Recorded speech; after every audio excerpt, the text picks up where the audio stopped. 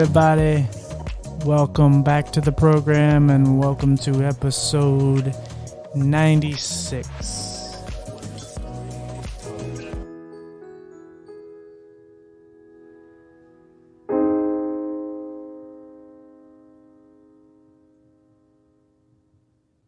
Okay, guys, back again, of course. As we kind of discussed on the last podcast, Darci and I were, she was kind of halfway through the podcast. We were talking about just her life and kind of her family. And obviously her husband was a major focal point on how she got through and continues to get through what she's, battling and so on. So, and she mentioned her husband to have on. And I said, well, let's just have him on the next episode. But more than just, obviously what he means to her story, but to others as well, because, as I said, one of the focal points of this kind of season or whatever you want to call it is that I wanted to focus on a lot of people who have helped people with disabilities and the ones that kind of get overshadowed and kind of their outlook and their viewpoint from what the other person's battling, because they're not going through every little they're not going through most of the physical stuff. It's more mental and so on there. But their lives are definitely deeply impacted in multiple ways. And he and I had a conversation the other night, and it was a really good conversation, but it was also just fun to, not really fun, but just nice to hear where he stands. And so I knew I had to have him on anyway. So why don't you, tell us your name and, obviously a little about yourself. Okay, well, thank you, TJ, for the opportunity to talk about all this. My name is Mark Steiner, and I'm Darci's husband. Obviously, we've been married now for about 30 years. I have, as you said, really had the opportunity to walk with her through a lot of the things she's experienced. Right. And just as you said as well, it's different to be with somebody who's suffering than it is to suffer. There is a form of suffering you go through when you care about somebody who's struggling. Most people who do suffer have people around them who are watching and a lot of times wondering what to do, how they can help, hoping they don't do anything that's not helpful. And so I'm really glad you're giving me a chance to speak to that, because early on when I went through this with Darci, I didn't feel like I had very many resources to help me understand what's going on and how to respond to it. So I think it's great that you're providing people with some insight into that from a lot of different people, not just me, but others who could certainly have perspectives I don't have. And so I love what you're doing. I'm grateful for a chance to participate in it. Yeah, appreciate it. So two things I kind of want to focus on before we kind of get to the, meat and potatoes, her story. I want to kind of get to know you more before, because I want to kind of get into the mind of how you became who you are. Did you have, because I believe you kind of talked about your family, and the two things I want to cover is, what prepared you for her, but also, you as a guy looking for love and what you kind of imagined it would be. And, because we all think we know what we're looking for, and then something hits us and it's like, oh, that's kind of, but in a different realm. So yeah, and you talked about your family and some stuff with your parents and stuff. So what do you feel prepared you for Darci before actually getting to her? Okay, yeah, it's a good question. Not much in some ways. I mean, you would think the perfect preparation for taking care of somebody would be the perfect family. I mean, the one where the parents are present, they love one another, they set a good example for you, they walk with you through your stages as you're growing up on how to love people and how to deal with your selfishness and that sort of thing. And that was almost completely lacking for me. I mean, I always felt loved by my parents, but my parents divorced when I was 11 years old, and my older brother moved out, and my sister went to live with my dad. So it was just me and my mom, and there were years of pretty troubling fighting and emotional problems that had gone on before the divorce. So it wasn't an ideal preparation by any stretch. And if anything, it ended up teaching me more just to be self-reliant and to figure out ways to meet my own needs without having a lot of people involved to do that. So, as a kid, the form that took is I just became very outgoing in terms of trying to collect friends. And so I kind of became the leader of the gang, so to speak, of about 6 or 7 other young guys. And we just did things together. And I was the one that would usually organize that because everybody else had families that were a whole. I was the only one in the group whose parents weren't together. So, that was my coping strategy as a kid. But as time went on, it gets more complicated. Relationships are harder to navigate as you get older, and girls come into the picture, and you're trying to figure out that. And I struggled through that. Really regret some of the ways I treated the young women that I had developed relationships with, but I really didn't have anyone teaching me how to do it. So I was just sort of figuring it out as I went. And so, it's not that my parents or my family were bad, but it just wasn't the ideal preparation, except for, I think one side of it which was that I really wanted close relationships.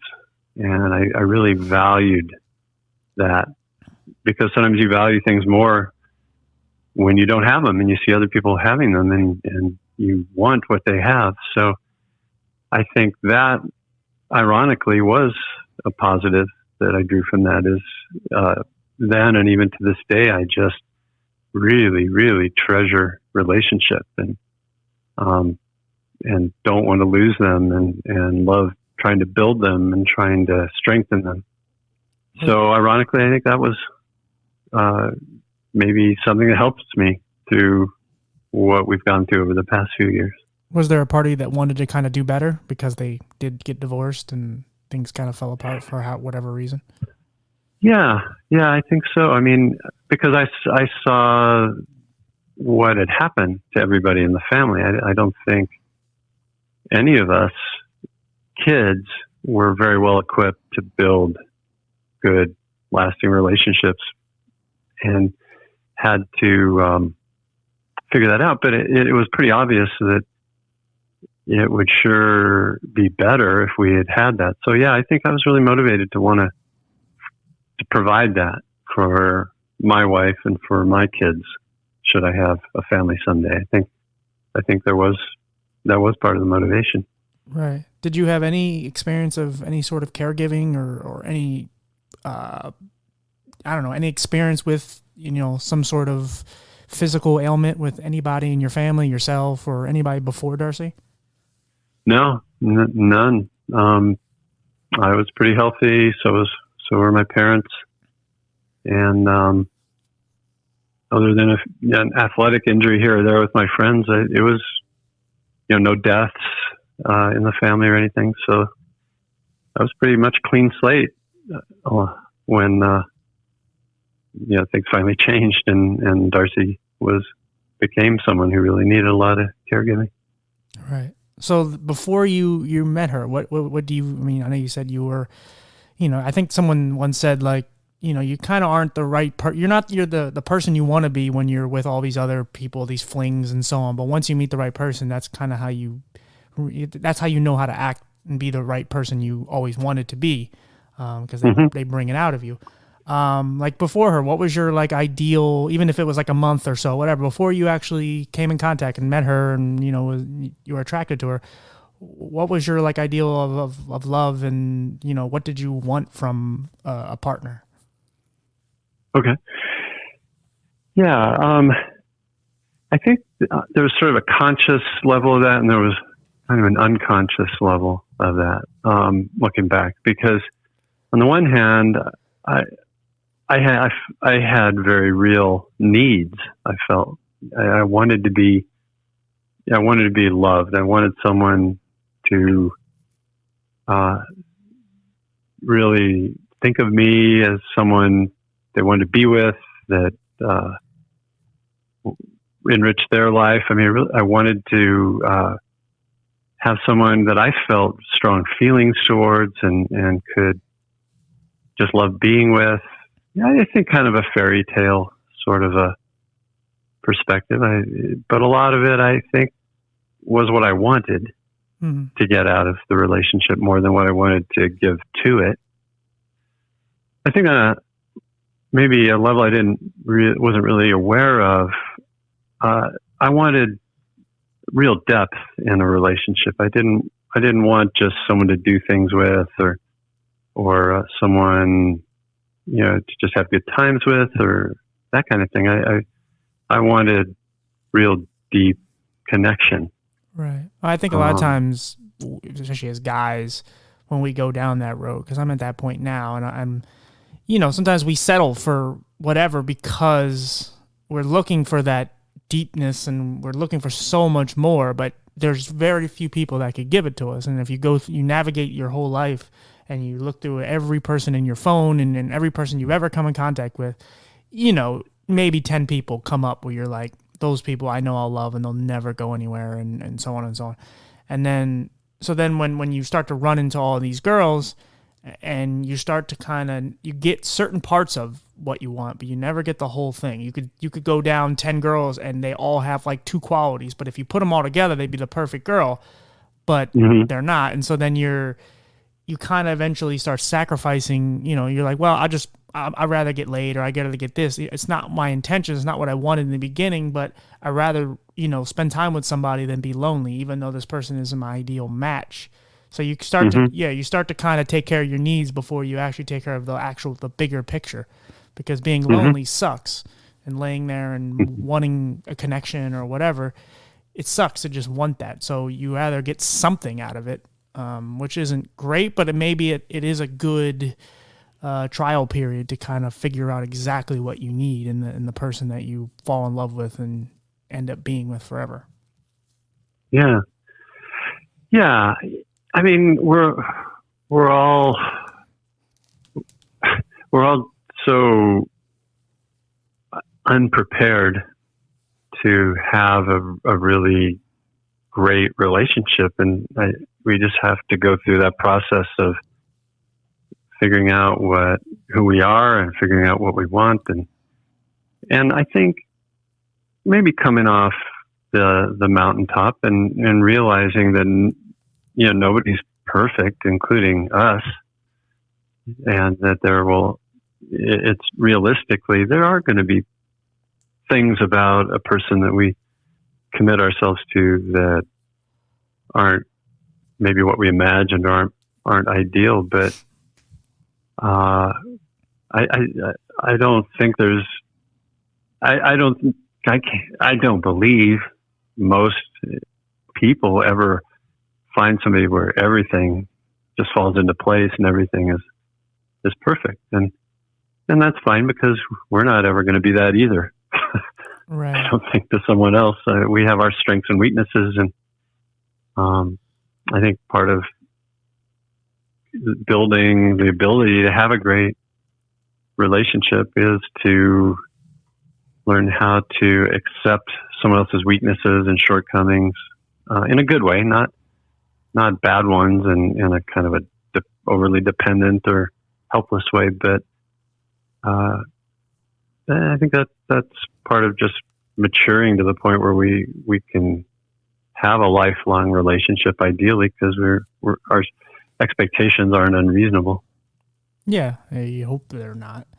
Yeah, and again, like I said, we just, especially just as guys, going through our mindset, like they always say in the early on, like as a young person, you're looking for quality and not quantity, or quantity not quality, and then when you get older, you start looking for what you really want.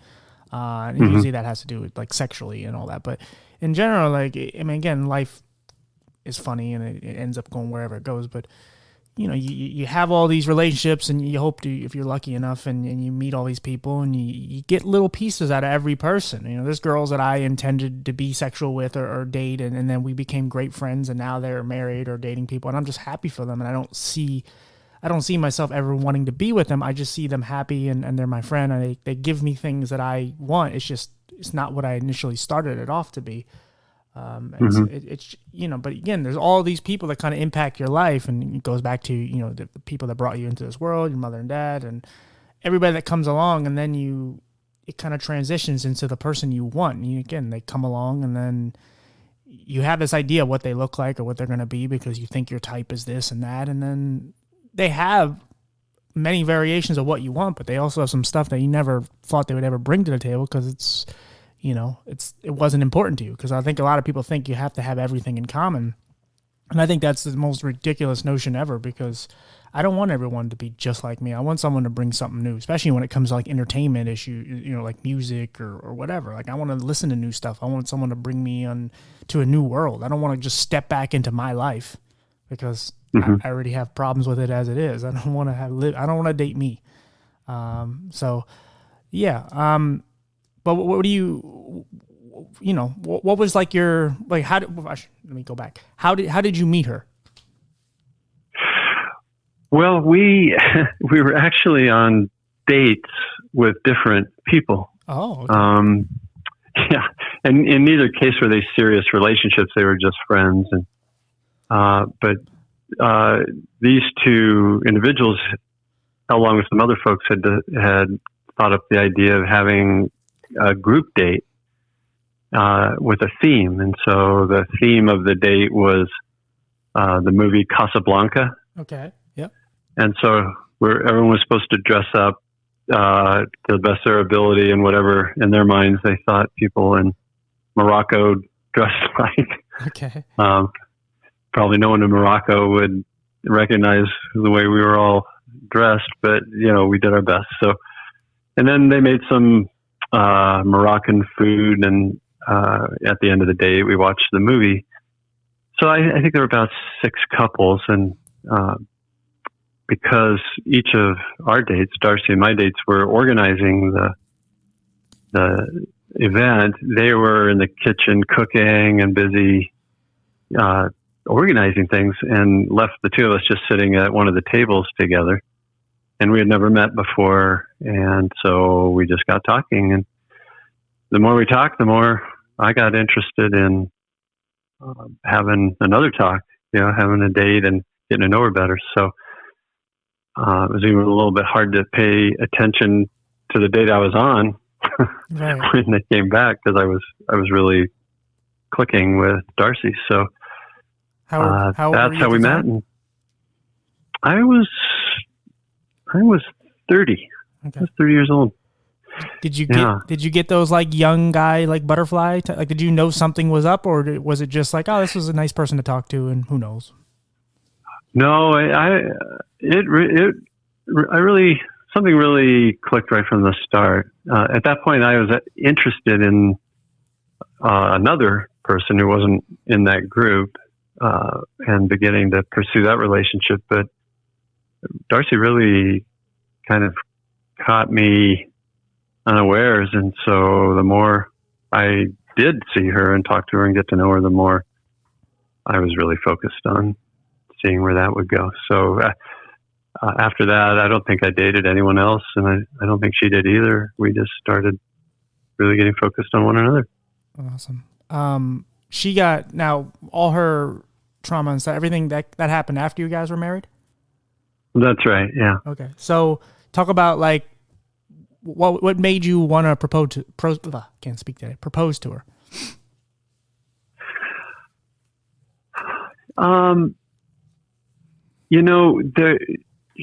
She really embodied a lot of things I was looking for. I mean, she's a very loving person, and that really impressed me early on, because that was a very obvious character strength she has.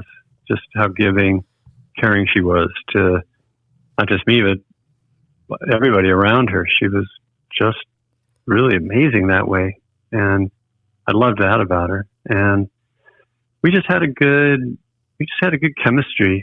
I just liked being with her, and because of some past experiences we shared similarly, we really got each other, and including some difficult things that we'd been through. We really understood each other better than I think a lot of people did. So we had some common ground there.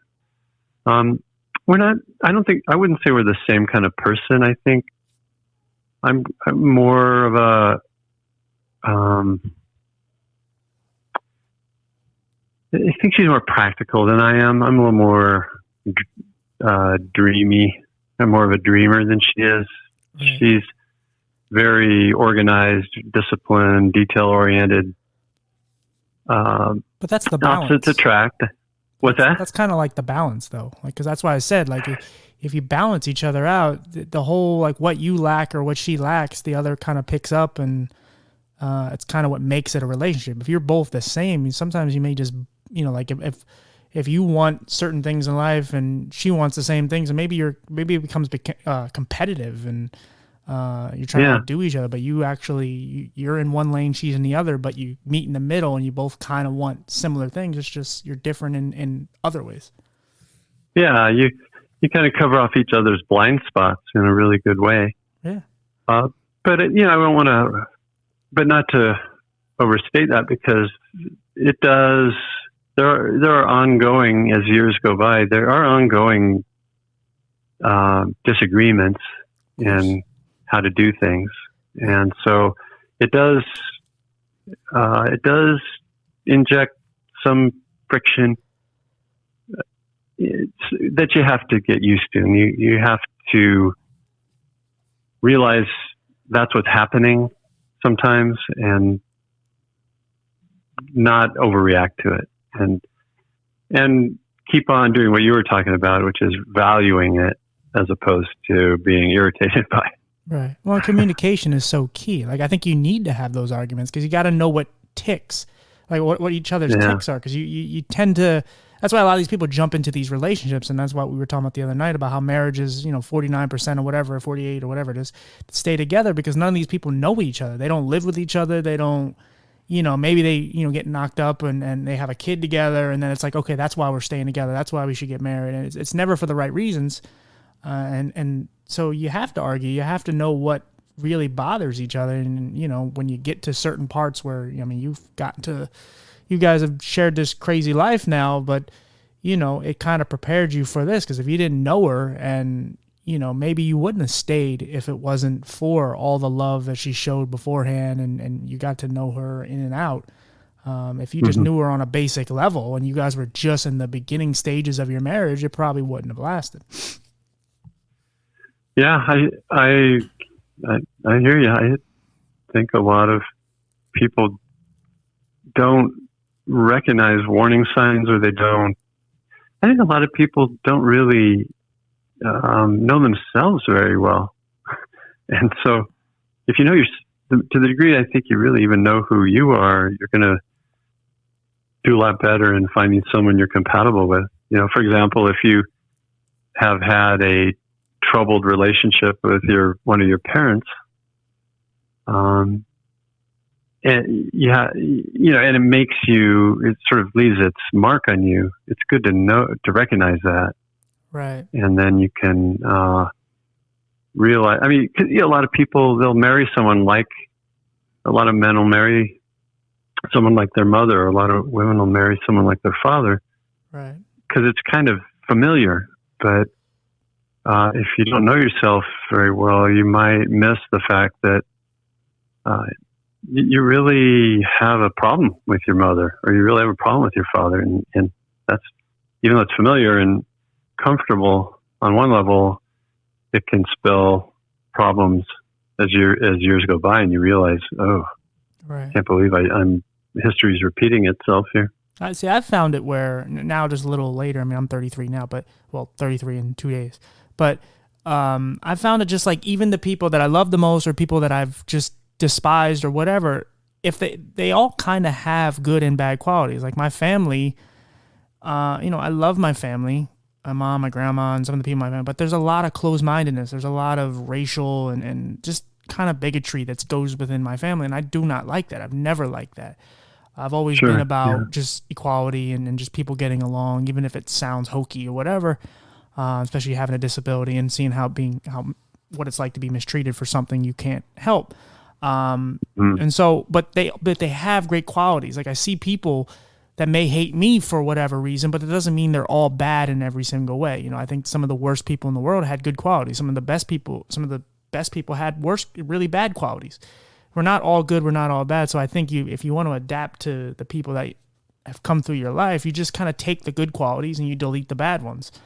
So yeah. And then, I mean, that's what I've done. I mean, it works for me, I guess, but I wish that was more common than it is, because I totally emphatically agree with you that no one, everybody has these good and bad qualities, and we have to be tolerant of one another, not so intolerant of people's weaknesses or differences.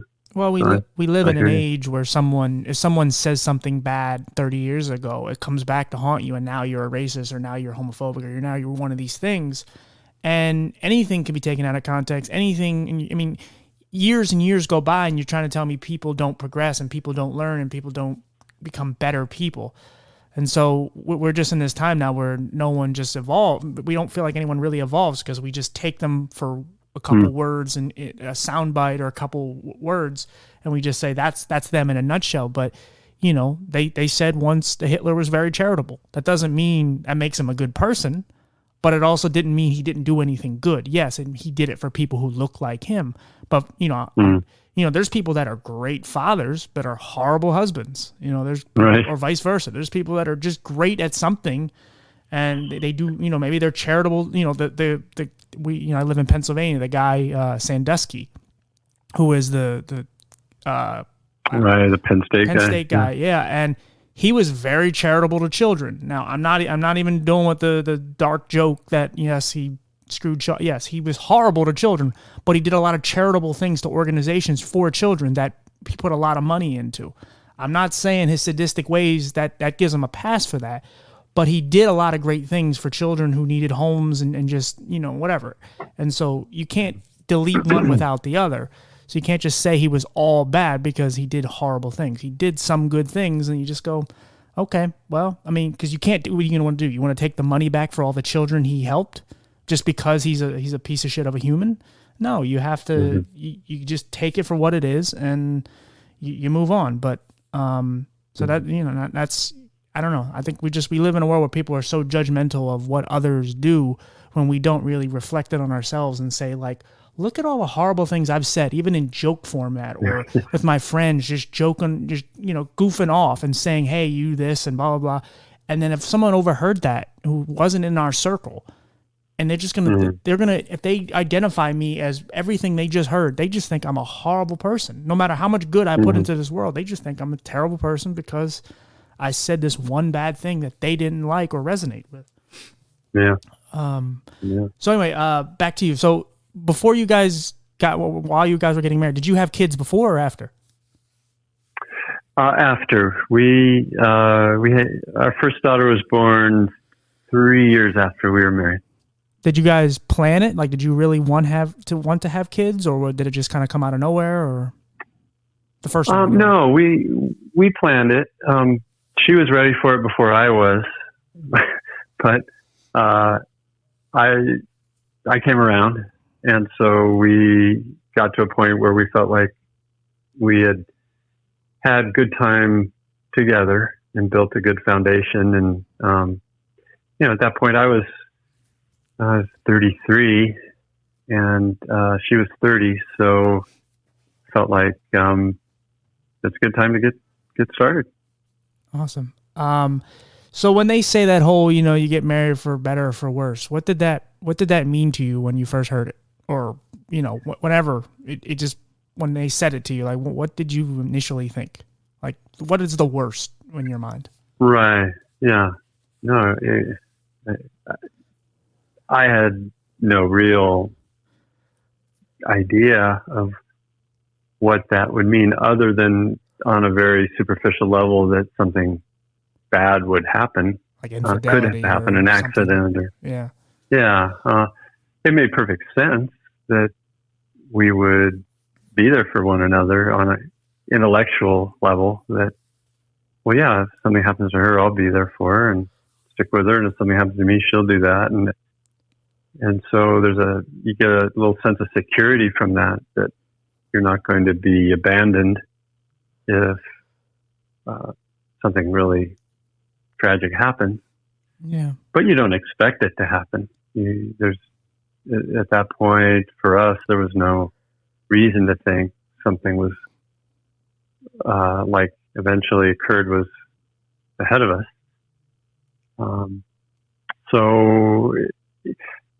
And come to think of it, Darci had some health challenges that I was aware of. She had some really bad headaches, migraine type things. And I remember thinking, well, her life's pretty stressful as a single. Maybe it'll stabilize a little bit when we're married. Maybe that will help with that. And so I think I hoped that would change without being certain it would. I just hoped that would get better as we had kind of a stable relationship.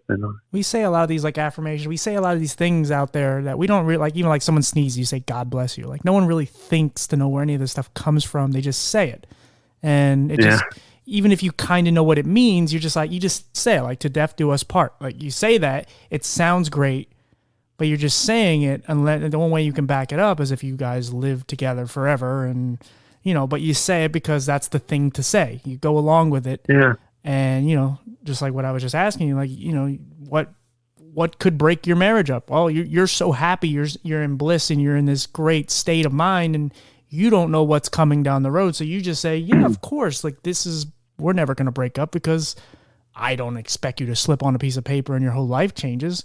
And now I got to do all these things for you. You're just thinking, yeah, this is us. This is how we're going to be for the rest of our lives. And I'm happy. And so, yeah, it's funny that we say all these things, but we never really kind of consider what the full meaning of it is, other than just what the surface part of it is. Just like, okay. That's what it means.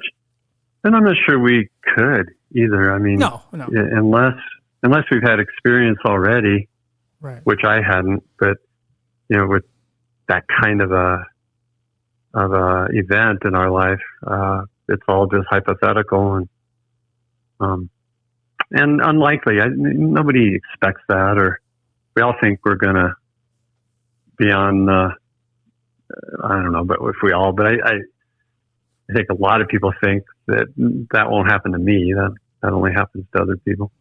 Yeah, exactly.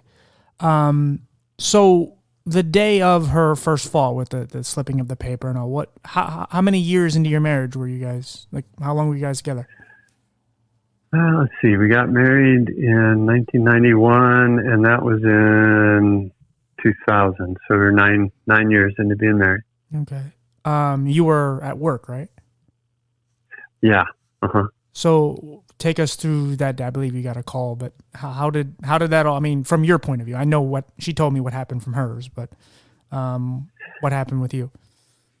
I don't think I really realized how bad it was at first. And I'm not sure she did either, because I don't think she immediately became so disabled. I think it sort of set in over a short period, but not that day. So I don't recall a sense that life's changed today. Right. More that, okay, this happened. It happens. People get better. I don't think it really sunk in how life was about to change right away. Right. So to you, she just fell and she just was kind of in bad shape at the moment, but it'll pass, after some, Right. rest and painkillers or whatever. Yeah. And I mean, I'm not feeling her pain, and Right.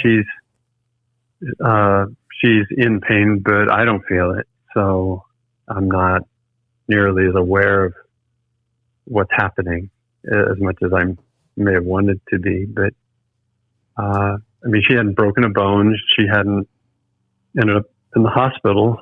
So, it's going to get better. It sucks that it happened, but she'll get better, was, I think, my mindset. Right. Well, because I talked to her, she said she didn't go to the hospital for a long time to even get a diagnosis because she just kind of took it on. And I guess if she feels that she's okay with it, even if she's hiding some of the pain, you're not going to be very adamant about going to the ER if she says it's okay because it's her body. Yeah. And there's a little denial in there too, is I don't want this to be a serious problem. So I'm not going to think about it that way unless there's more evidence than there is.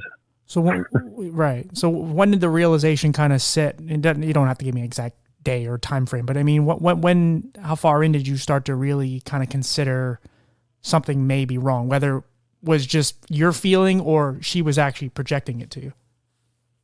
Well, there did come a day later where things were really, really, a specific day where things really got worse. And I remember she was sitting on the bed and seemed kind of out of it and asked for some water. And I gave her a cup of water, and her hand was shaking so bad the water was just spilling out all over the place. So that was sort of the first clue to me that this is serious, because that's scary. And funny that the same evening, two other things happened, which was one of our daughters, who was about two and a half, maybe, she had gotten really sick. And so she was feverish and was really in a bad way. And then my other daughter came home from being with friends and was sort of horsing around and fell and bashed her head against a table. Jesus. What a day. And so all three of these things are happening at the same moment. Is one kid's crying because she's sick, one's crying because she's hurt, and here's my wife just kind of having a physical breakdown. Mm-hmm. So we all got in the car and went to the emergency room, and in retrospect, I'm kind of surprised I didn't get arrested. Why is that?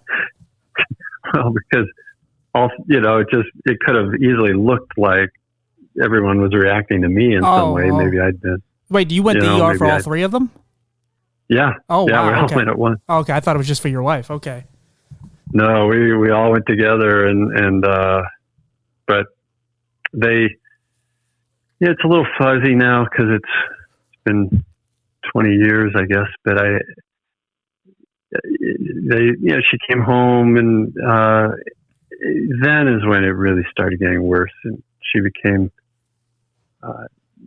was communicating more of the pain she was in and becoming less and less able to function.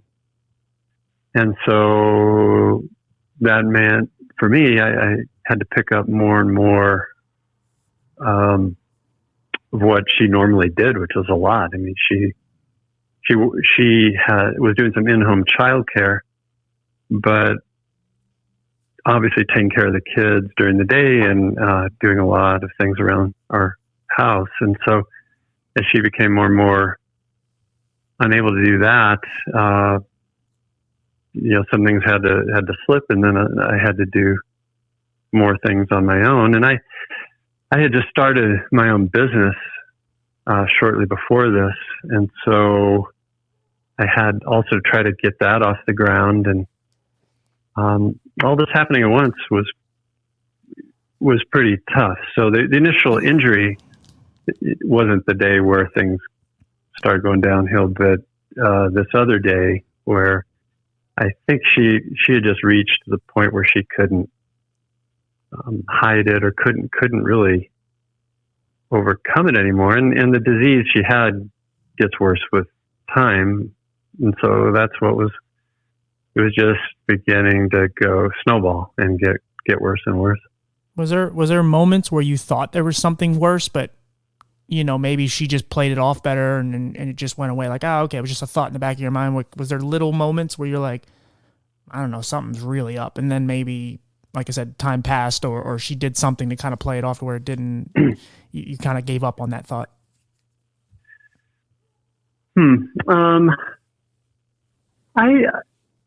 I don't remember really having a sense that it was as bad as it was until that day, that moment in time. Because at that point, that just drove it home that this is a big deal.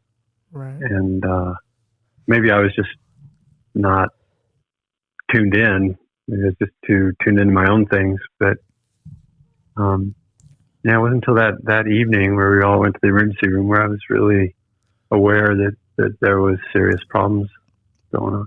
What is it like to be there and know someone that you love and have been around, and their best parts of them, and like what is it like to watch someone you love like deteriorate in front of you?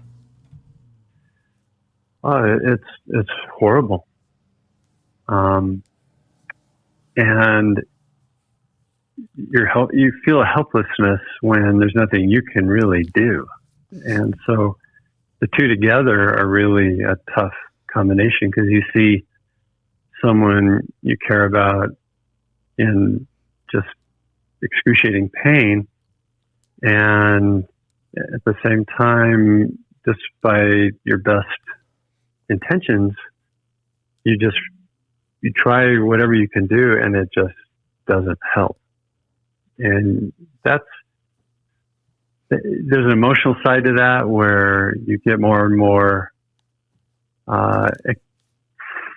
no, frustrated isn't the right word. You get more and more anxious yourself, because you're realizing you're helpless. You can't fix it.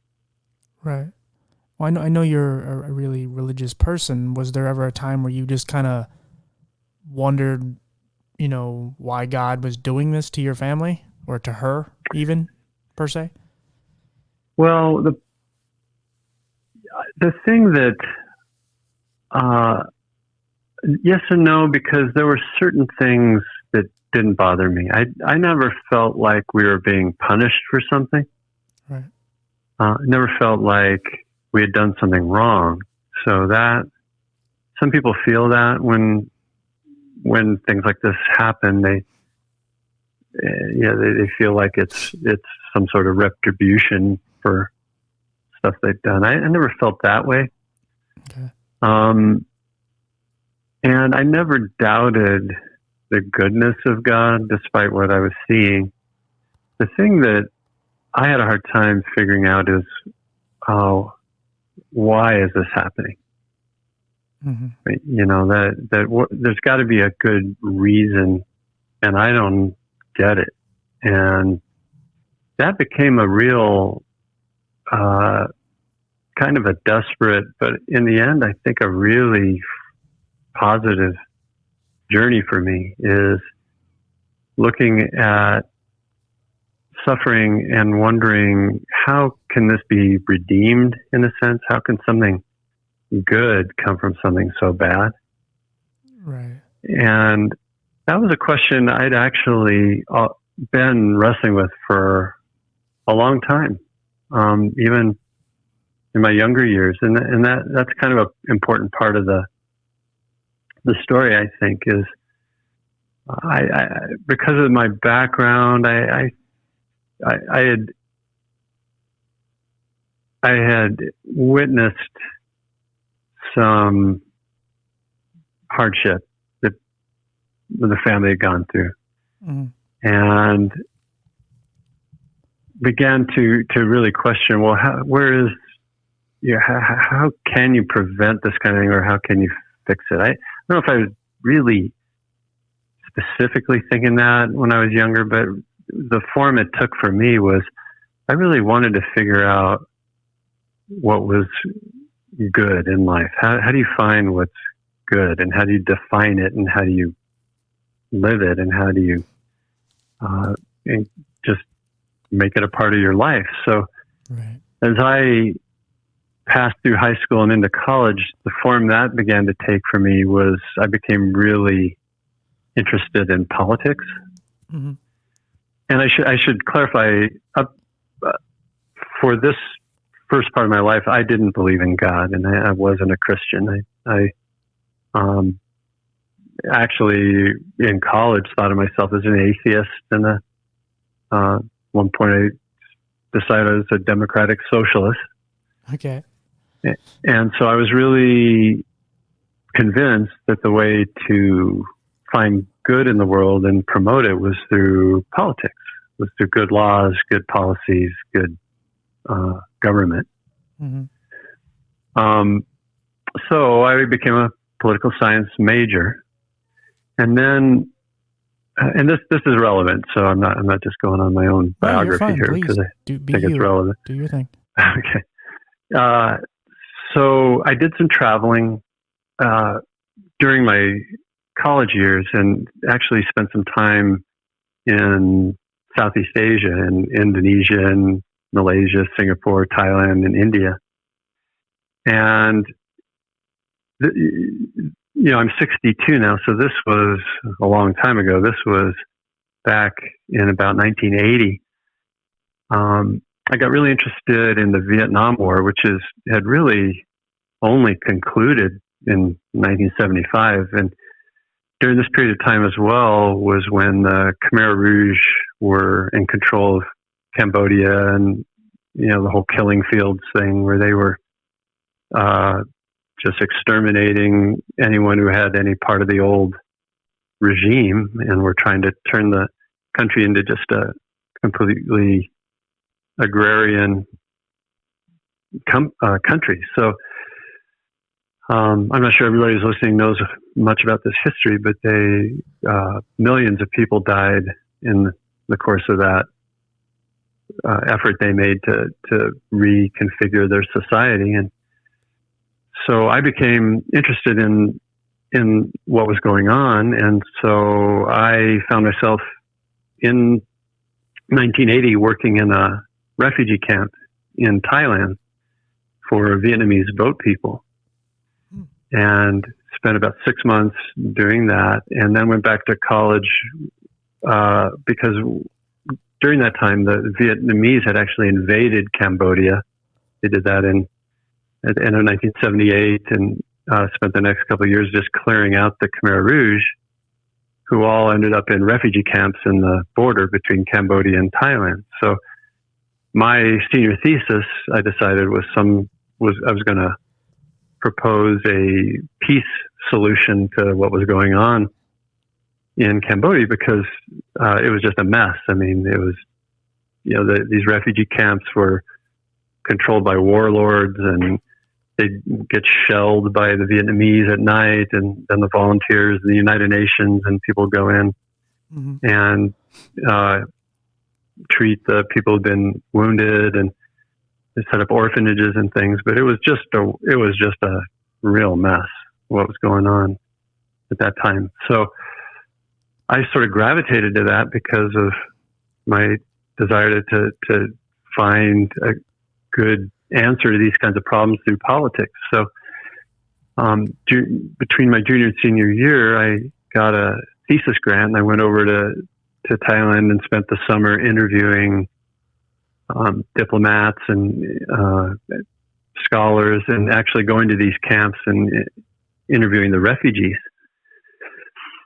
So things sort of evolved, and I met a bunch of young folks my age. I was 22, I think, at that point. And they were volunteers in these refugee camps. And there was a big conference, and I didn't know anybody, and I was there by myself and just living in a hotel. And struck up a friendship with these young men and women about the same age, and they kind of took me under their wing. They said, "Hey, do you want to come over on Saturday or have dinner with us?" And they didn't know that was my 23rd birthday that night. Oh. So I was like, and I was getting pretty lonely at that point. So I was like, "Oh yeah, I'd love that." And so they were part of a Christian relief organization, but I wasn't a believer, but they were fine with that, and they treated me just like they did one another, and they actually offered to me to go to stay in their compound on the border of Thailand and Cambodia, and have a place to stay where I could use as kind of a home base to do my interviews. So that was great, and I went out there to that compound and went back and forth. And then one night, I came back from my interviews, and everyone was in the common room, and they were having a Bible study. And I was like, "Oh no, Bible study! Oh!"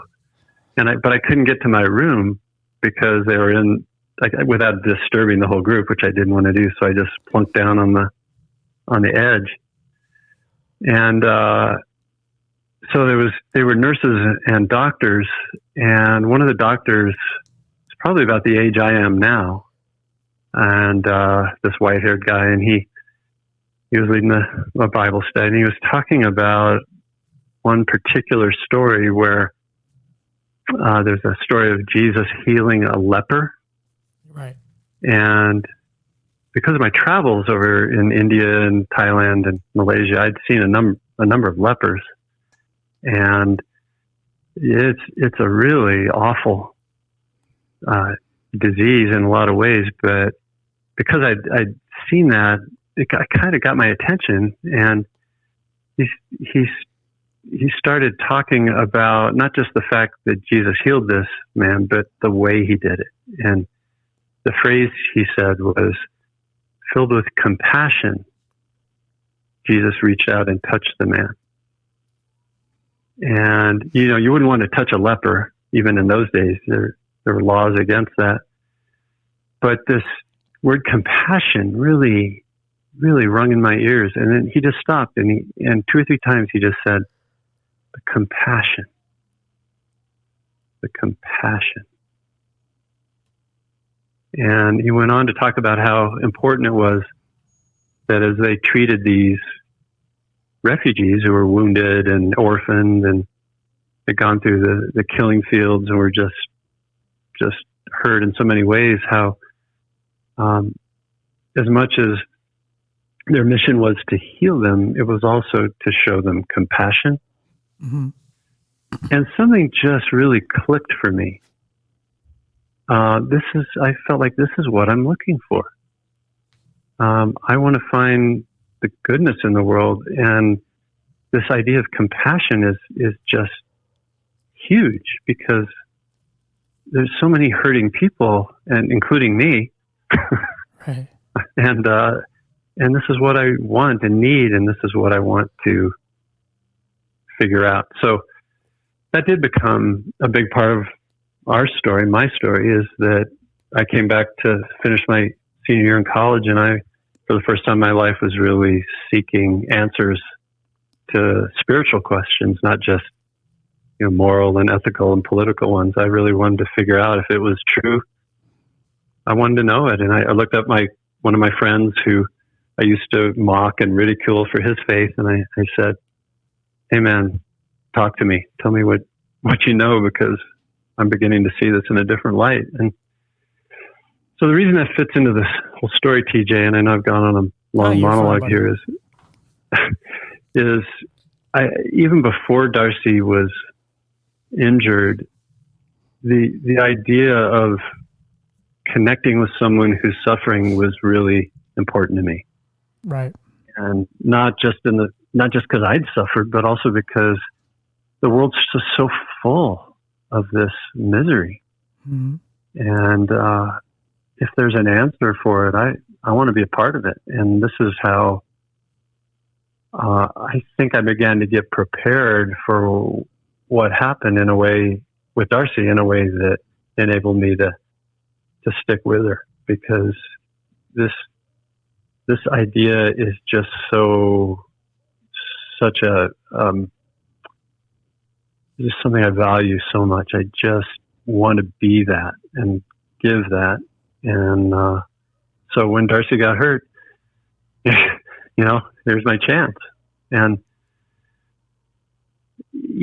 I want to be real about it, TJ. I don't want to make myself out to be something I'm not, because as much as that was something I wanted to give her, it's been an up and down. It's been an up and down journey for me. There's been times I've done it and times I've been pretty bad at it. Mm-hmm. I think there's periods where I just focus on meeting her needs and on her pain and not the impact it's having on me. And there's been times when I've been able to just kneel beside her bedside and take her hand and look in her eyes and just be there, connect with her and not run away from it, not hide or just focus on how it makes me feel. And then there's been times where I've been very different. Times I can think of periods where I kind of treated her like the family pet, where I fed her and I gave her, I took care of her needs, but I wasn't there emotionally. Was there some sort of internal resentment of I have to take care of all this on my own now, the kids, her, house, working, all that? Was there that sort of monologue going along in your brain? On and off, yeah. I mean, there were times where, and that's kind of what I mean about focusing on how it made me feel, is anyone would understand that her situation was way worse than mine. Right. I mean, to be in so much pain and to suffer so much loss and to have to live with so much fear about the future. And, in every category, I think her pain was just 10 times worse than mine. Right. But it doesn't take away from your story. Because like I said, you do get affected. You got affected even more than your kids, because, you have to sleep next to her. Their kids were too young at least at the time. They couldn't do a whole lot for her. Yeah. And so you have to take on the brunt of the, to do us part and all that. You have to take on the whole marriage contract that you signed. And, as you and I discussed the other day, it's just about the 50-50 thing. Mm-hmm. It's no longer, at least, especially early on of her, the 50-50 was more, 80-20 or 70-30, whatever you want to call it, 90-10, whatever, on you. You have to take you have to work, but also feed your kids, and you got to make sure she can function in life. And that doesn't, you can't just brush that off and say I didn't have it hard, because you did. It's because it's something you signed up for, but mentally you didn't, because you didn't know. Technically she's the leper that you were speaking of, and it's something you always wanted to help and treat and take care of the people who are suffering, but you never thought it would be right next in your bed, next to you in your bed. And, you would have to, it'd be something you would have to do for, a long period of time in your life.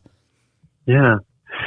But you know what? This is what I was referring to earlier, as there's a way that this kind of thing can really make you better. I mean, it can make you worse, and on and off it does, but there's ways it can make you better. And I'd really like to share that process.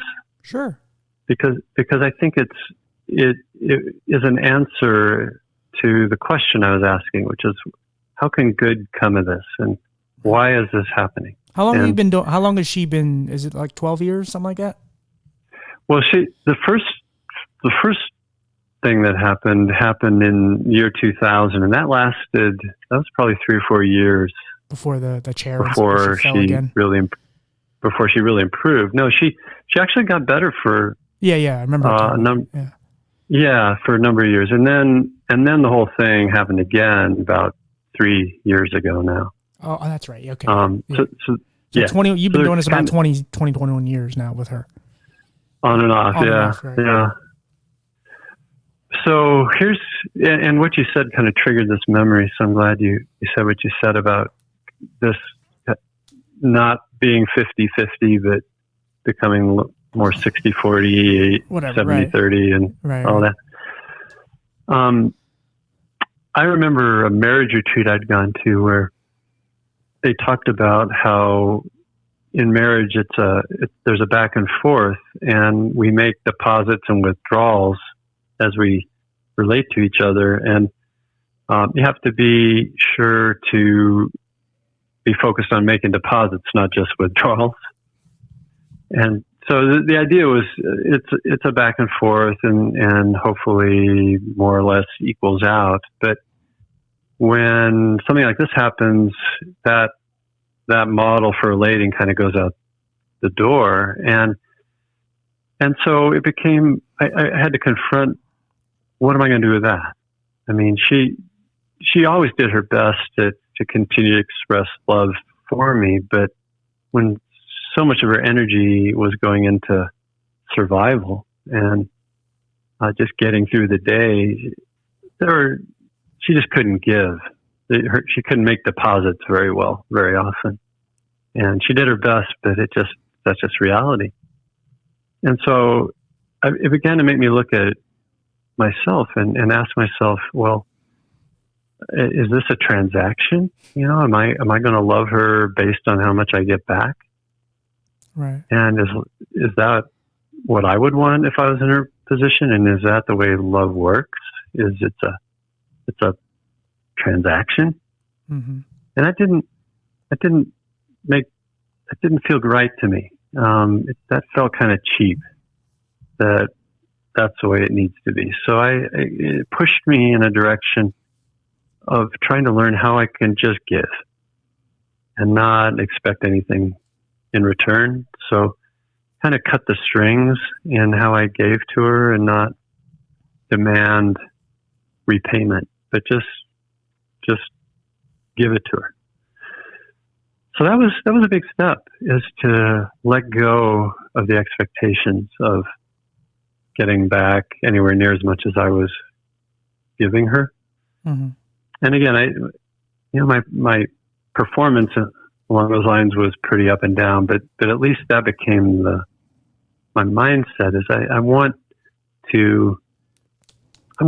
just want to give and not worry so much about what I'm not getting back. Right. So that was a big step, but then there came another step along the way, which was, I think the thought that began to form in my mind is, well, at least she could be more grateful. Mm-hmm. So I began to get this thought that, well, yeah, I'll give more than I get back, but she didn't seem very grateful, or as much as I think she should. She's not constantly thanking me and expressing appreciation.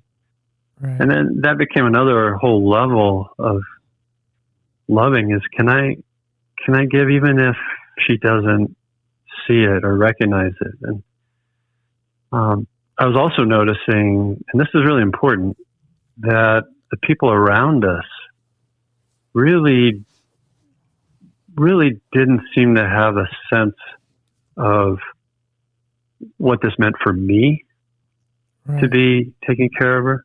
Yeah, there's a real selfish part of it, because I know exactly. There's a lot of times I've done so many nice things, and I even hate saying it just because it sounds weird, but you do a lot of nice things, and then it kind of goes unnoticed, and it just happens, and I guess you just have to go with well, God saw it, or whoever, somebody maybe saw it, but you start to want credit for it, and you start to want people to just hey, well, I just want to let you know I changed the bed for you, or I bought you this, or I did, and you start to go I don't know, does that matter? Because you really want the gratitude and you want the congratulations for it, but it also when you say it back to yourself, it's I want this, and you start to feel selfish. You're ooh, yeah, Like you start to Yeah, really dwell on you and start to break down your character. Like, am I a good person? I know I'm a caregiver. I take care of her, but I'm also like wanting things that I know she can't give right now. yeah. So, and this is what's beautiful. It's hard, but it's beautiful about this is suffering really brings out the truth in the people, not just the sufferer, but everybody around them. Right. It's like this X-ray, and the way people react to people who are suffering is very revealing about who they are inside, including me. I mean, and that's why I'm not wanting to condemn anybody who, anyone who struggles with caregiving or isn't compassionate as much as they think they should be, or I think they should be, because you begin to realize that how much of what you do is selfish, and how much of the ulterior motive isn't that loving. And then when this person starts suffering, that comes to the surface, and it can really be a purifying thing. It can really change you. And when it's relentless, when it's day after day after day, you get a lot of chances to either succeed or fail at it. Right. Well, we live in a world where like everything is like instant gratification, and you get something for something you give. And that's something we kind of have to learn as an adult, because, obviously, even if like a regular caregiver, someone who's not related to her, they get paid to do what they do. Even if they don't care about your wife, even if they don't care about the job, they still get paid. They get something physical for doing what they do. And usually when you're nice to people, you hold a door, you expect someone to say thank you. And then when you don't, you realize you're in a world where a lot of people just are selfish and they're about themselves and they don't even acknowledge you, and you're not there. You get frustrated because you weren't brought up that way, or that's not something you go by. You're a person that says thank you. You care when other people do things for you. And then you watch enough television and stuff, and you see people do things and they get great rewards for doing it. And then when it comes to you as a person, you do it, and then you don't get it back. And it's like, what am I doing wrong? And that's when you psychoanalyze yourself, and it gets back to, what did I do? What did I not do? And you forget all about the person in the bed who's in excruciating pain and does love you and does care about what you're doing, but doesn't have the energy to give it back to you at the moment. Yeah. Well, and then there's a whole nother dimension. That is the people that know you and your friends and family, and you begin to see the same thing happen with them. I mean, this X-ray begins to bring out the truth about friends and family and neighbors. And some family members you think would really be there for you just ghost you. Right. And some acquaintances that you don't even know that well just come to you like angels. And you've never done anything to deserve this much concern, and people just come and just care for you. Right. It's weird because like you don't know how to accept that from them, but the ones that you want it from, you don't get, and you're like, shit, like it's my problem. But then the people who are these strangers, whoever they are, they give it to you, and you're like, I didn't deserve that. I didn't give you anything. And then so that's kind of the whole cycle of it. It's like, you don't have to. You shouldn't do things based on wanting gratification or wanting something back. It's not a trade, especially when it's someone's life in the balance. You're not doing it for, again, I know that's why it's like that's why you almost have to like write up a whole new contract for your marriage and realize like it's something totally different. You got to just go, okay, this is what it really is.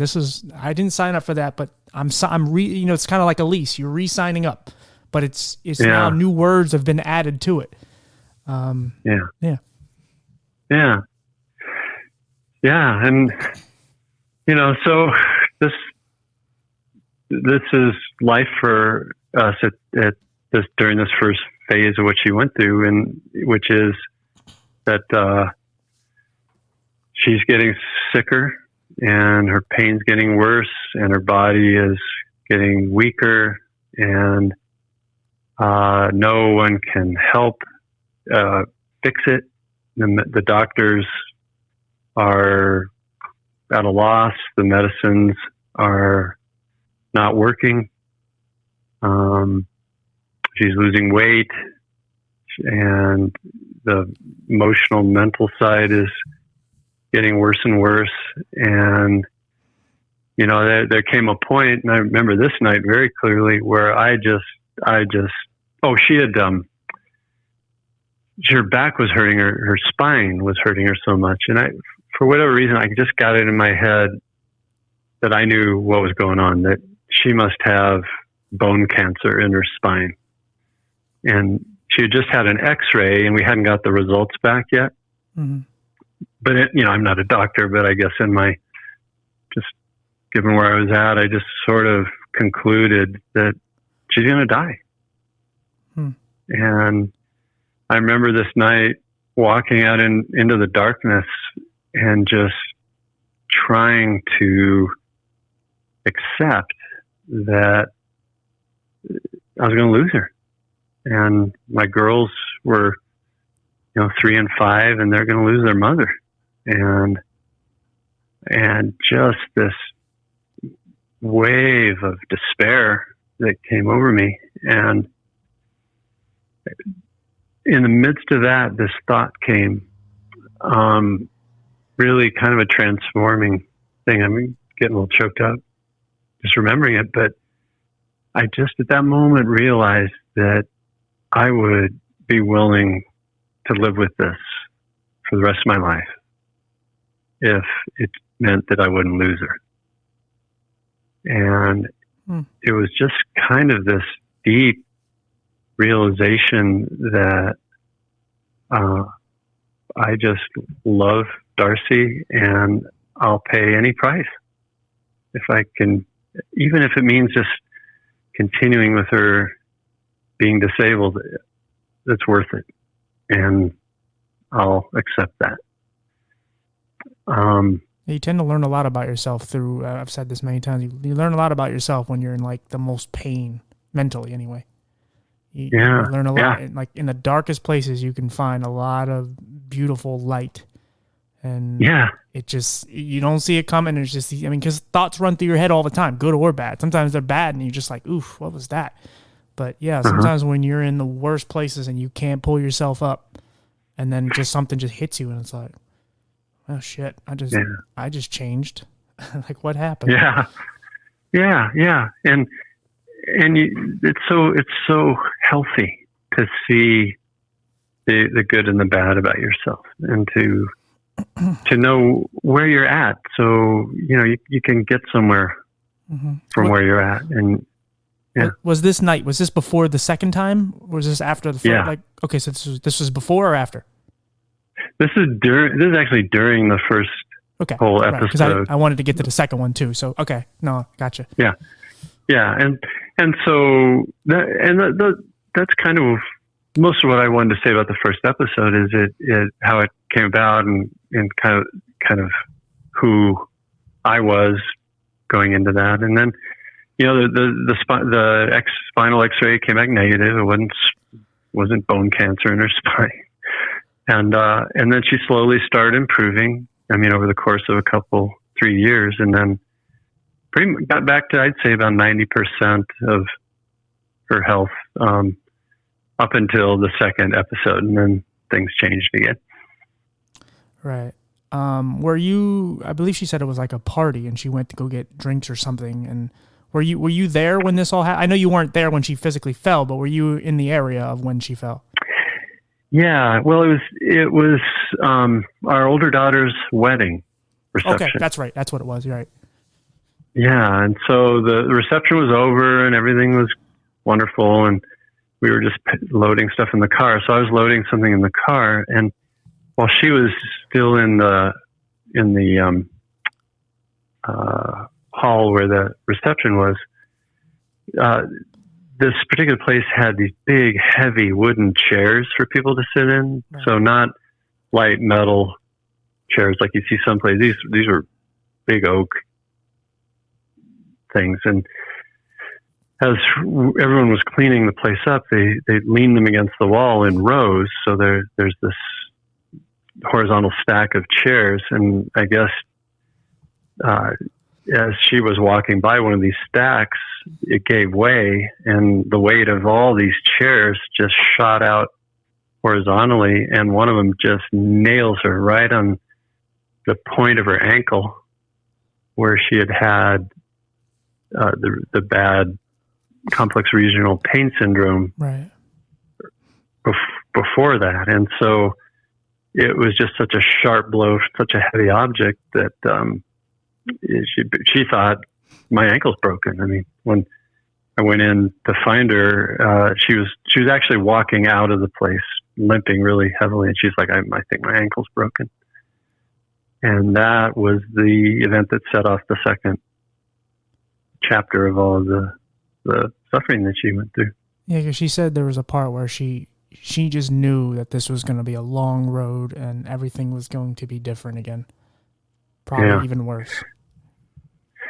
Yeah, and I didn't see it that way at first. It's kind of like the first time I was a little bit in denial, a little bit just not able to really recognize what was happening. But she knew her body and knew that this was about the worst thing that could have happened to, in terms of setting off that same problem again. Right. Yeah. Yeah. I mean, and I asked her this. We kind of laughed about it, but also I'm like, I asked her, like, are you like afraid of like everything in your house? Because I mean, the two things that took her out was a chair and a piece of paper. And it just seemed like just two freak accidents by two things that we come in contact with every day. I mean, I'm sitting in one of them, maybe not that specific type of chair, but still.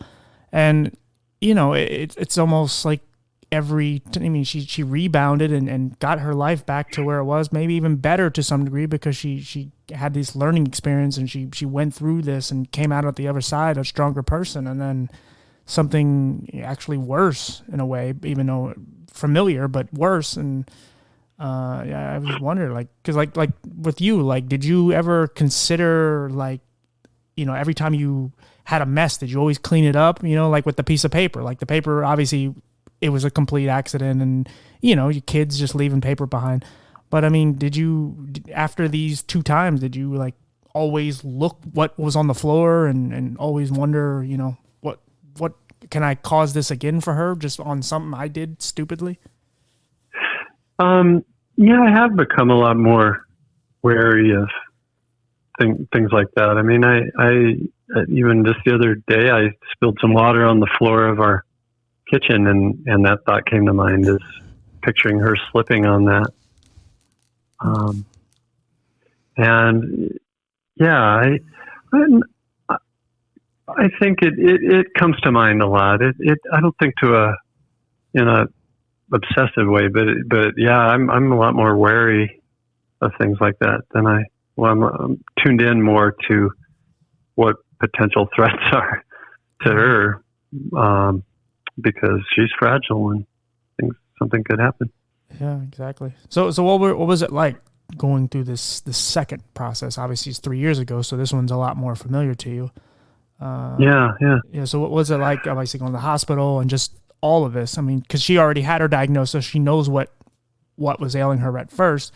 It took her a while to actually come to terms and get the diagnosis from the doctor, but now she has all that, and now she's going through it a second time. And so yeah, where are you at mentally, and how are you, like, what are you witnessing?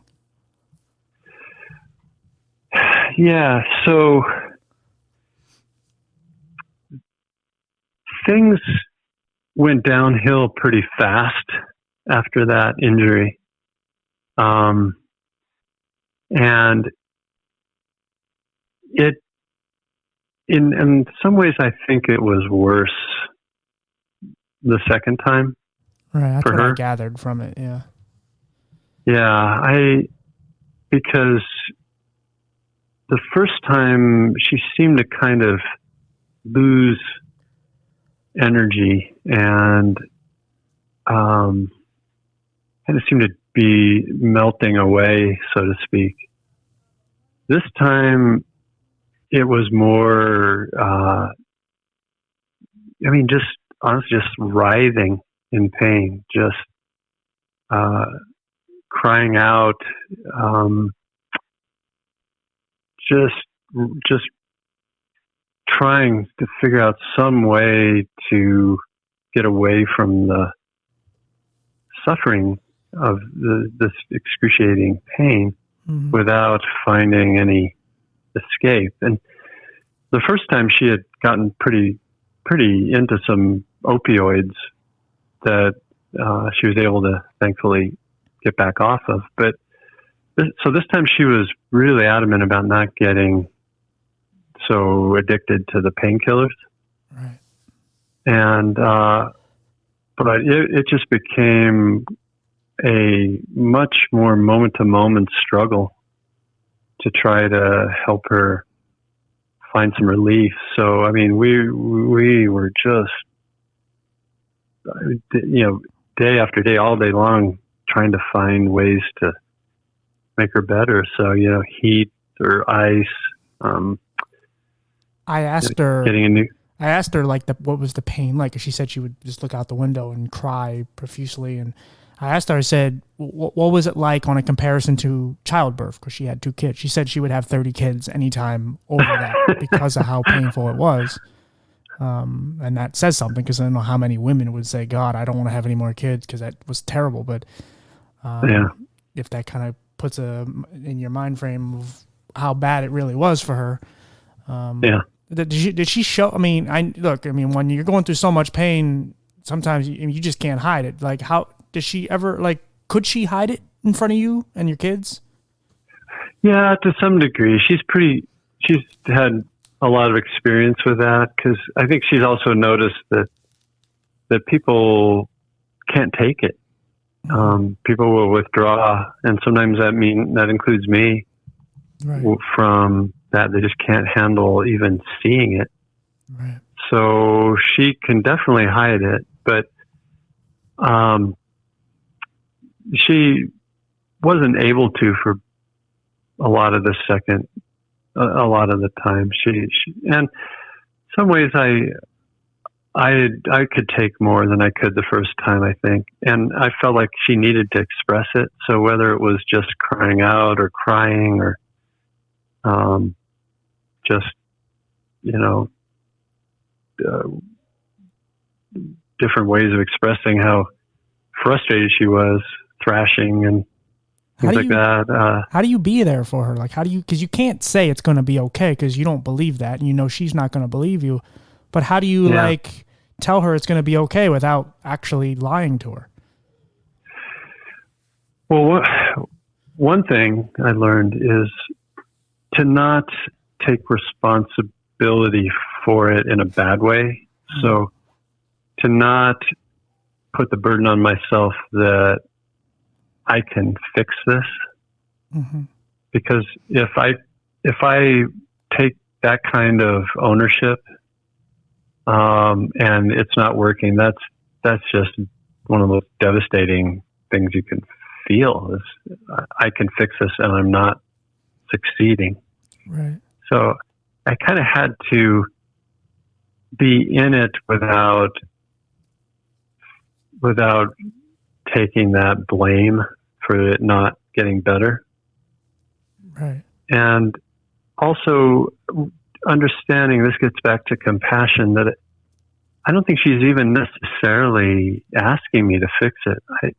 But I know she doesn't want to be alone in it. And I can really help her most by not running away and not shutting down and numbing out and kind of, or self-medicating and taking certain paths that a lot of people take, and I can't say I blame them, to try to numb the pain they're experiencing. Right. I knew that she just needed my presence, and to the degree I could really just be in it with her without actually being in the pain, but by being present emotionally and physically, that really meant a lot to her. So, How much were you challenged? I mean, you had that night of clarity and just heartwarming feeling of, if she could just pull through this, I can live with her no matter what, whether she's disabled or not. And obviously you didn't see a second stent coming. How much was that challenged now? I mean, that night, like you said that you would be with her no matter what. And now it's maybe even worse. So how were you challenged in those times as far as from that night? You know what? Or were you just locked in? Were you just you meant that from that day on, and you never kind of wavered? No, I've never seriously considered walking away. I just think I have a source of strength now that, at least so far, has given me the ability to stay engaged with her and not sort of take that escape.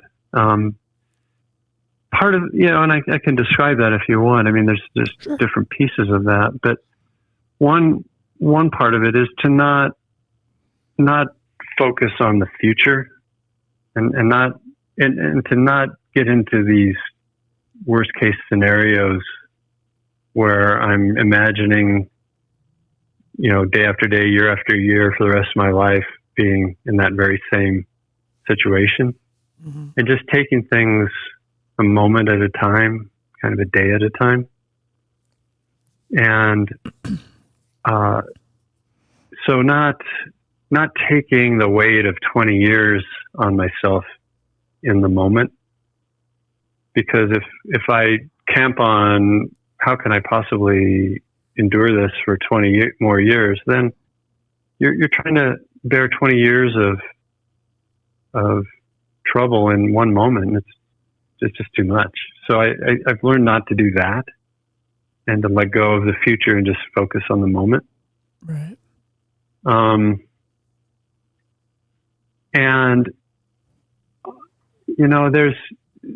there is a source of strength I have from my faith that is hugely important, because it gives me just perspective, and it gives me a source of my needs being met that she really doesn't have to worry about. And so I just do find a huge amount of strength from the faith I have, that I have a God who loves me and sees what's going on and is there with me. So I'm not alone, and he's there with her. So we're together in this ordeal, and that's huge, to not feel alone as you suffer. It's huge. And because of that, when she's not meeting my needs, because she can't, because her heart and her strength have to be focused on surviving. I have really what I see as and consider to be a limitless source of strength that is just this fountain there for me, and it has worked out that way. It's really enabled me to stay in it and not run away from it. And have you been able to appreciate? Have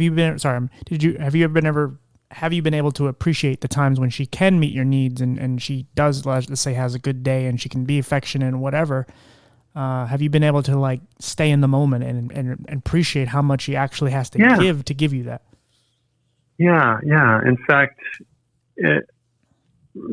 ironically, despite everything that's happened, we are way more intimate in every way than we were, even though her condition makes it, the frequency of physical intimacy change and go way down. The quality, I think, because we've just gone close through being through so much together. And Yeah, that's awesome. I think she's come to trust me on a level a deeper and deeper level. And I think I've come to just value our relationship on a deeper and deeper level. And, it's incredibly different than it was even in the earliest days, where we were just sort of in the honeymoon stage, and we're just, right. Just so, I can't think of the word. We're just so enthralled with each other. Yeah, just the bliss, and yeah. Now it's based on something a lot deeper, and it's just so hard to imagine I could ever have that closeness with anyone else. Right. Well, it's really it's something I really treasure. Well, what is it, and she mentioned it, so it's not, she's already talked about it, but what is it like to make her trust you on a level where you can wipe her when she's, having to go to the bathroom and all these things? Like, you have to look at her on a different level. You really are her caregiver in a way. You kind of have to go away from the husband angle. Well, what is it like to kind of have to commit to that? Because we all think that, like, our mothers or whoever dies, they say, we don't want our kids to die before us because we need someone to take care of us. And, you having to take care of your wife, again, you did sign up for this. So what is it like to kind of actually be that vulnerable and watch her and take care of a person that you love and make her trust you on that level? Yeah.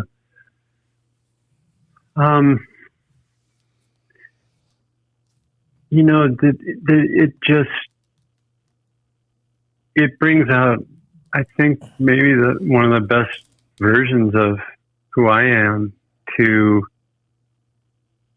be put in the position of, are you up to this? And show it. And not her saying that, but maybe me saying that, or maybe just the situation saying that. And so, honestly, it's disgusting to empty someone's commode. Right. But, Darci to me is so much more than her body. I mean, she's a person. She's my bride. She's my, best friend I've ever had. She knows me more than anyone. And this is happening to her. And I have power to meet this need if I'm up to it. And if I'm up to it, it communicates something to her that's really, really important. That she means more to me than kind of the that's beautiful. Yeah. Circumstances of this illness that she's going through. Do you think it's kind of like where parents say, I have no interest in wiping anyone's ass, but my kids I can because I love them? Like, there's a certain thing you have. Like, you have no interest. It's not something you take pride in, but you love them so much, and they can't do it themselves, at least at that point in time. Yeah. It just kind of translates to necessarily that, or you just love them on a level they can't do it. So, it's not something I look forward to doing, but if I have to, then that's what I got to do. It's part of my job. Yeah. And that's one of the things you have to overcome is you do visualize yourself doing that for a child easier than for a spouse. And yet that's sort of interesting because you've obviously got it in you. Yeah. So why not? If she needs it and can't do it herself, I mean, it makes sense to do it. You just have to change your expectations, I guess. Yeah. And realize because of this thing that happened, the expectations need to be different. Right. Now, being a father and obviously you having to pick up some of the slack, did you have any conversations with your kids of making sure they realize how strong their mother is and what she's overcoming, because obviously she's keeping some from them because they're so young and doesn't want them to worry and all that. But was there conversations had with them to make sure they knew like how amazing their mother is, even though she couldn't be the mom she wanted to be, at least in certain moments? To honestly constantly like keep her name like out there so they knew that their mom. I mean, again, I know she said that there was times where you guys put certain things next to her bed so that she can be with them and so on, but there was plenty of moments where she couldn't always do that. And I'm sure there was times where maybe she couldn't go to one of their games or whatever. And I know, why she can't do it, but they're young and they don't know better. So was there ever times where you kind of had to make sure they knew that, mommy is always there? It's just, she's going through stuff that you don't understand. Yeah, to some degree. As I'm thinking back, I'm wondering, I can't think of a lot of specific times where I did that. And part of it might be because they're so young, I'm not sure how much they can understand that. Right. Other than what is right in front of them. The bigger picture idea that, your mom would be here if not for this. I don't know how much they register that. Yeah. Especially when they're a lot younger. So, and I sort of remember feeling like I have to give them a source of confidence and security that I don't want them to lack. So as much as I can, I just want to make them feel like I can sort of provide what she's not providing. Mm. But I don't know. I mean, that may be a way that I didn't do enough in retrospect. I'm afraid it may be that I didn't explain enough to them. Maybe they were able. I mean, I'm sure I said. I doubt it. 'Cause, you see what your daughter's, going to school for, and again, like we talked about, your wife's talked about it too. But your other daughter, dating someone who has chronic illness. I mean, obviously, you guys did a great job. It's just maybe they were smarter than you thought. Maybe they picked up on more and didn't need it. Because you obviously needed your time and your space. And a lot of the questions I'm asking you for them are really questions you already had gone through in your own mind. But you were an adult that's already developed, and you're coming to terms with all of it, and you're mentally capable of thinking about it all, whereas they weren't. But I just wanted to know if there was just if you kept them abreast on how powerful their mother was, because it's again, you have so much, you're juggling so many hats, if you will, and you're trying to be a father and you're trying to work, and you're trying to take care of you're trying to be a husband times 20, and you're trying to do all these things. And I'm sure there's conversations that maybe needed to be had but just didn't, and time passed and they saw what they needed to see, and then they realized what she was. Obviously you guys have this bond that clearly is unbreakable, because you guys were definitely put to the test. Yeah. Well, I know for a fact, one thing I was very careful not to do was ever talk about her in a negative way to them, and not, in any way suggest that she wasn't going to make it, or that, never suggest to them I thought it wasn't as bad as it looks, or anything like that. I was very protective of her in that way. I think, I'm sure I've along the way was careful to make sure they knew that she would be somewhere if she could. Mm-hmm. And so I think I did a reasonably good job of that, but I think I could have done better.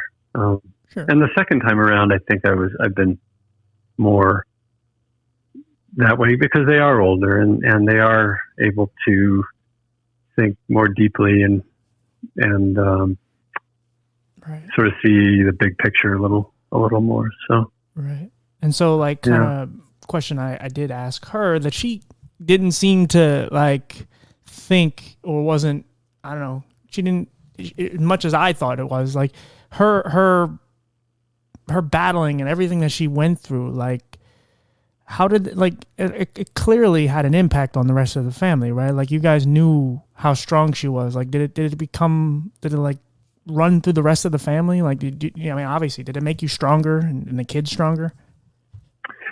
Yeah, I think it did. I think it did in a lot of ways. The girls aren't afraid of suffering. Wow. In fact, they almost gravitate to it. They're not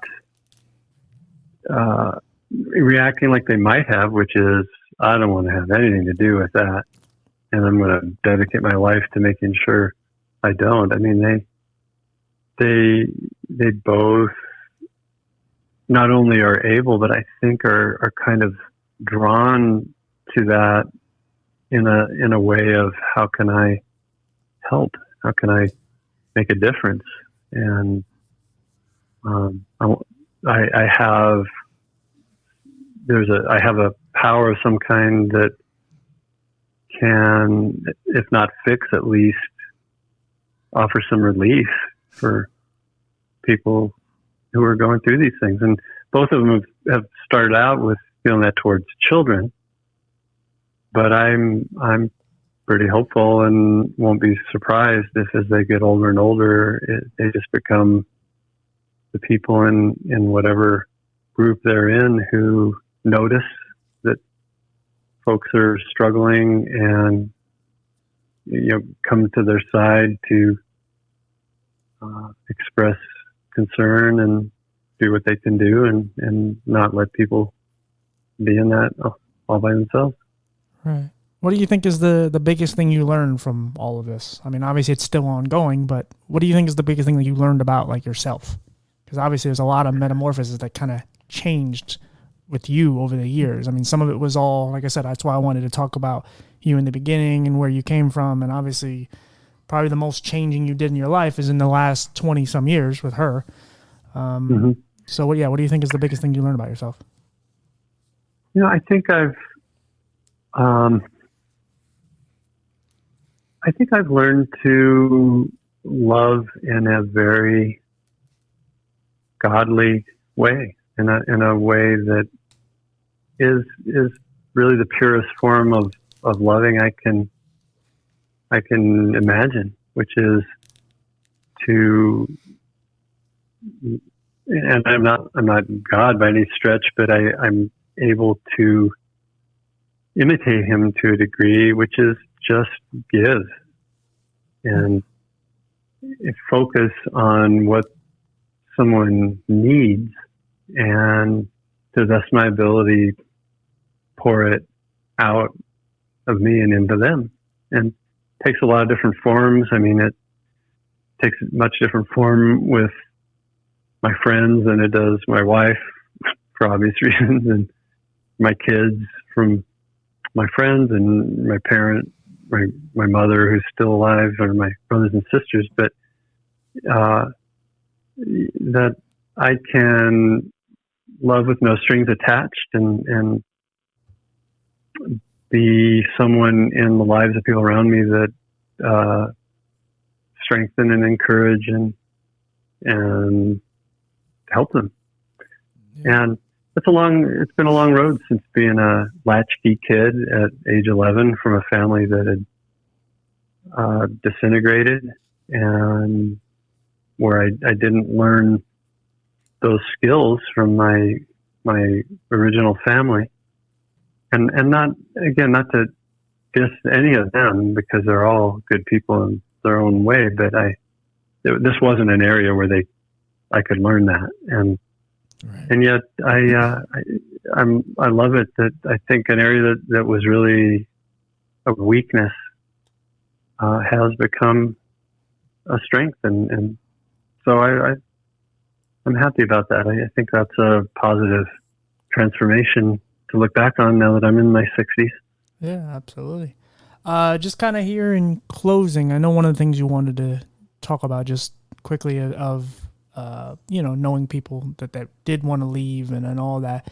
Like, what do you, like, just talk about being like a caregiver and what you think other like just any advice for caregivers out there that are, especially ones in your shoes, whether it's, a child, a parent, whatever, just someone who's closer, not just a caregiver that gets paid to do it, but someone who's actually close to the other person.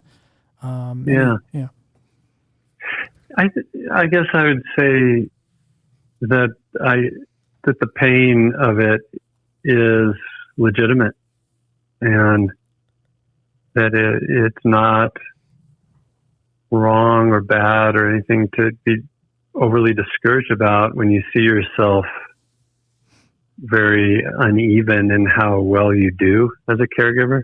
Mm-hmm. And you see the ways you fail, and to not, but and the ways you succeed, but to not get discouraged to the point of giving up when you see your failures, because it's a very, very difficult mission.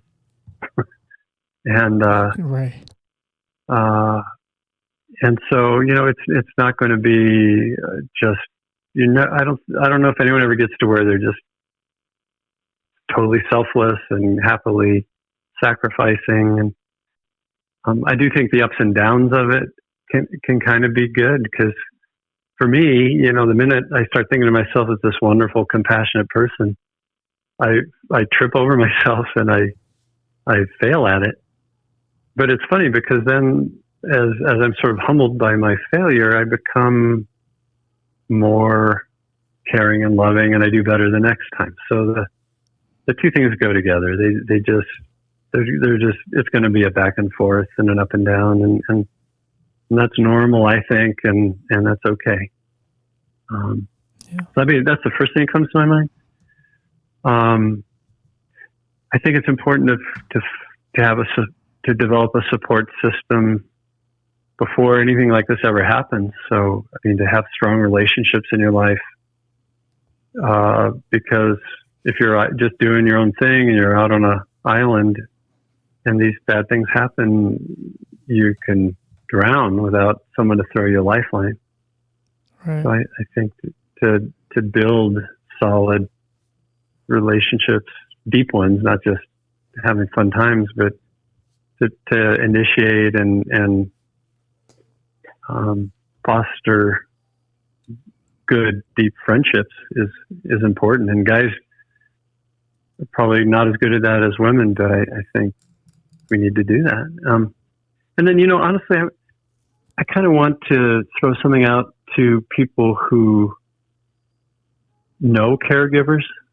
Mm-hmm. And that is don't assume they got it covered. Right. And don't let them be alone in it. And don't just ask how the suffering person, the person they're caring for, is doing.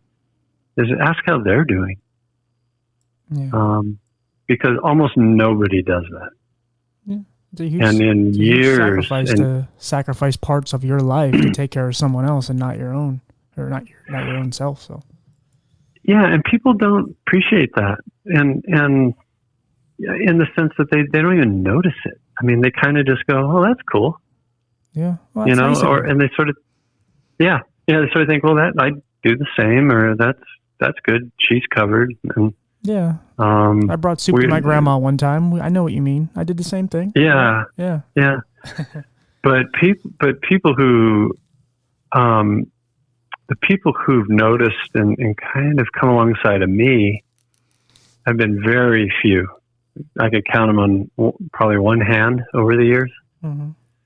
And so anybody who is listening to this and knows someone who's taking care of a parent or a spouse or a child or a friend or anybody, you can make a big difference for them by just engaging with them and asking them how it's going, and if you respect what they're doing, to tell them that, because almost nobody says that either. Even as hard as you try to do that, it's kind of a, if you're doing it for that reason, you're going to stop doing it. But because, but I mean it, like anybody who knows someone who's a caregiver, to encourage them to just.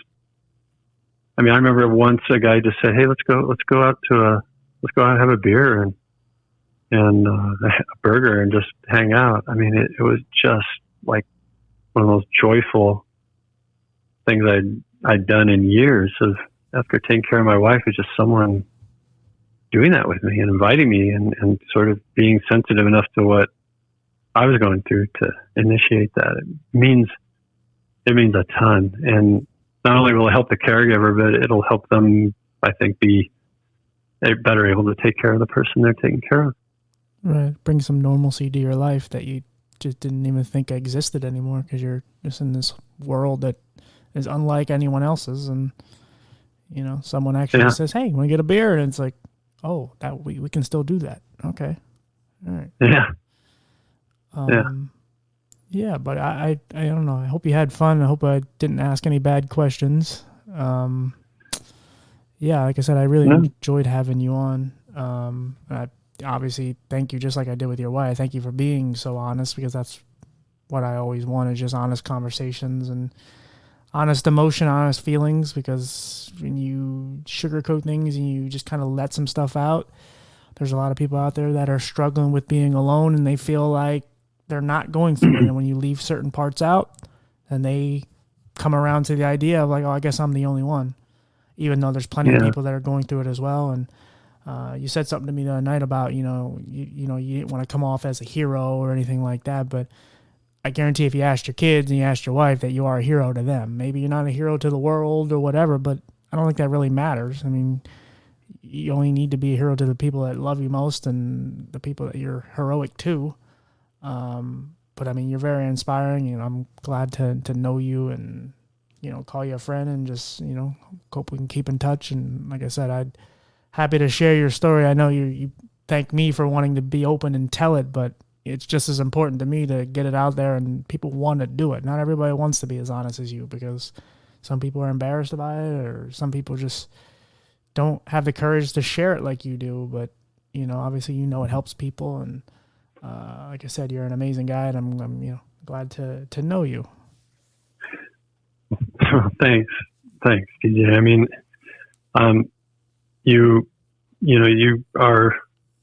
you see things most people don't see, because you've been through a lot yourself, and you're a shining example of what I was talking about. Is things can either make you better or tear you down, and I really celebrate how much you've allowed your own experiences to not only make you better, but also find this way of kind of sharing this kind of thing. So I salute you for that, man. Thank you. It means a lot. And as I've said many times, sometimes the people who see the most, or people who see the least, see the most. I see a lot of things that, maybe physically I can't see, but I try to look past all the other shit that gets in the way and convolutes our brains. And, I deal with my mental health every day. I deal with things all the time, and I'm trying to find a way to better my life, as I also try to help better other people's lives. And I don't have a clue on how to do it with my own. So I'm just trying to do some good, because there's a lot of bad, and there's a lot of, you kind of forget what is out there. You kind of forget people like you. You forget about these stories, and you look at the suffrage that your wife went through, but sometimes we don't look at the courage and all the things that she has, even though she gets through it, even though she's cried a lot and cursed and yelled and so on. But we forget about all the amazing things that she has overcome. And we forget about people like you, and we forget about all the wonderful people that are doing great things, because there is so much negativity. There is so much badness. I just quickly, I do a job where I'm out, and my other job is where I'm out in the public, and I'm filling vending machines, and I'm always around people, and people are just bickering. Oh, you're not wearing a mask. Oh, you're wearing a mask. And it's like they never want to interact with each other. They don't want to hold doors for each other. They don't, it's just ignorance and crazy. Just, and like for me, I can't get the vaccine because of how allergic I am to so many medications and all that. And, I don't put it out there like I need to make an excuse to people, but there's people that will avoid me because I don't wear a mask or because I won't get vaccinated. And it's not a statement where I'm putting it on a shirt saying, I'm an anti-vaxxer or any of that. But it's just like we find every reason to not be kind to each other. We find every reason to just hate each other and put out negative energy. And it's just so tired of it because it's draining on the mind. Because every time you look on TV or anywhere, it's just something bad and somebody arguing about something else. And it's just people aren't being kind to each other, and it's terrible. And that's why I do what I do, because I want people to know all the good things that people are doing out here and all the things that people are overcoming. And so, well, good for you. I mean, I love it. I love it, what you're doing, and you're making a difference, TJ. So I'm trying, buddy. I'm trying. Man, my hat's off to you. Yeah. I would ask if you have anything to promote, but I don't think you do, right? Well, my wife wrote a pretty good book about all this. So yeah, I'll put the description in both episodes just for the hell of it. Yeah. I was already going to. I mean, it'll be out sometime next year. It'll be a little while, but I promise it'll come out. And part of me wants to put it out earlier, but yeah, no, I really do thank you for coming on. And regardless, we'll talk outside this and after this whole thing. But just being honest with your story, it's very refreshing. And like I said, hopefully we'll talk soon. And like I said, I wish you guys nothing but the best. I'm so happy you guys have each other. All right. I appreciate it a ton, TJ. So all the best to you. Same to you, buddy. Okay. All right, brother. Thanks. Bye. All right, guys. I am... man. I don't know. That was an emotional roller coaster. I think I've said that multiple times, but man, it's such a great episode. It was definitely, I shouldn't play favorites, but that's definitely one of my favorite ones I've ever done. But it made me sad multiple times. Just, I could put myself in both of their shoes, and, obviously I could put myself more in Darcy's shoes than his, but I've been there for other people, and it's rough, man. It's rough. There's a lot of people struggling right now, and I don't know. I just always want to do the best I can do as a person, and I don't know. I don't always succeed at that. I'm not always my best self. I'm not always who I want to be because so much has happened to me, and I'm not trying to live in the past because, there's so much going on currently, and I've evolved so much from, my trauma and all that. And I just look at someone like these two and, obviously I'm so happy to know them, but I'm just so happy they exist, whether I knew them or not. And just to know how many of these people do exist. And I want to try to find as many as I can, because this world is perceived to be this dark, horrible, succubus of a world that just sucks energy, and just people all want is greed and money, and God, there's so much more than that. And I want to find a way to just be around these people, because this is the energy I need in my life. And I know it's been a long couple episodes here, so but I just had to get this off my chest. So yeah, guys, I hope everybody's just having a good time. And if you made it through this, thank you. And just please, just, man, like I said, look out for each other. Look out for the people that are struggling. And as he said, there's people that are doing more than you think. And, these caregivers, man, take care of them. If you know somebody who's going through this same situation, just call them up and ask them how they're doing. And so I will see you guys on the next episode, and just take care, and we'll see you next week. All right, guys. All right.